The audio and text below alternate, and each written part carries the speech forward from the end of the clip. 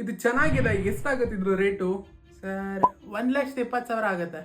ಅರೆ ಏನ್ rate ಆಗ್ತಿದ್ರ Sethji? Budget ಆದ್ಮೇಲೆ 5-6% ಗೋಲ್ಡ್ ಕಮ್ಮಿ ಆಗಿದೆ.